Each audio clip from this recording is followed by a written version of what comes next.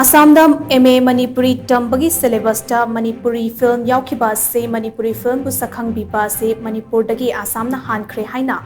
Manipuri film gi Doyen Aribam Shyam Sharma na nungnangba phongdorakli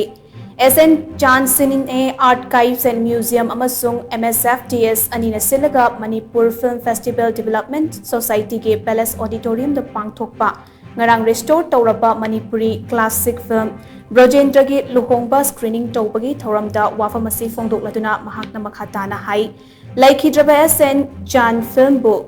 yamna pamjaba amate kathokpa amaga loinana Manipuri film gi damak hotnarakhiba lamyanba amani mahak ishagi oiba Manipuri londa film puthoknaba hotnabada achauba thaudang lokhiba misak amasune 35mm da namkiba film sing ase restore tawnaba hotnarakpa haibasi araiba amadi natte matam amasung sel kaya changna hotnaraklikaba Brojendragi luhongba hairiba Manipuri classic film ase restore tawduna miyamda utpa ngamba asimaksu chauthokchaningai ni khongthang asi makhatana leptana paikhatpagi tangai fadaba lai amaromda Assam da MA Manipuri tambagi syllabus da Manipuri film yaurakliba asi nungaiba pau oirabasu khongthang asi Assam na hana paikhatkhiba asina nungaitaba amadi oi haina so mahakna makhatana phongdokhi cultural heritage moina how the film kayagi asengba wari wa khomyam khudi yakana cultures kamai hoi kamai hitlai kai se na kes khudi unari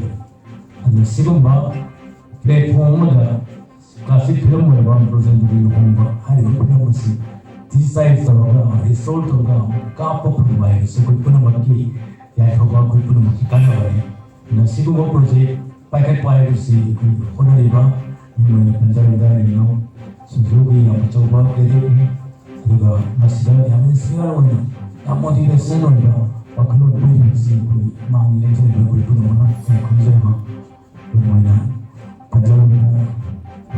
sama dia sudah kerja tahu di mana ada projek kamu pakai pada terkait dari si ekonomi monitor tahu mobilize tahu plus motivation tahu only 3 mg pasal masih ekonomi ilmu sahaja dari projek kamu pakai pada so successful ni है था जरूर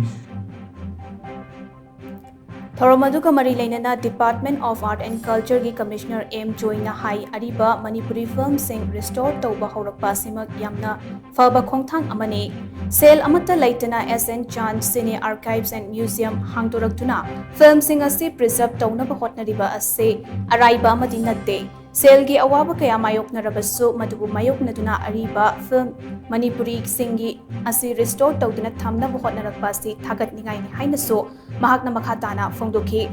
thoramatuda laikhidraba SN Chan gi machanupi Sri Sri Guru Gobind Girls College ki Assistant Professor Dr. Sapam Nilima amasung Film Forum Manipur ki Chairman L Surjakanta Sharma su saruk yakhi Lain pun tempat yang film ni pun tempat program ni history sih yang paling important orang ada buat film ni mesti film mesti dia siap pada film mati mulai ada aku dia mesti dah kali itu mulai faham Eben bahaya amu bahaya pun pada sih mulai apa mulai masih menunggu doi maklum ada masih pun ini mesti film tuan ada mari mana panggil untuk mesti tunggu mesti perhaps mana pun tunggu yang di yang berfungsi mesti tinggi Kita ingin memiliki musik audio tentang haina maupun pembelajaran dengan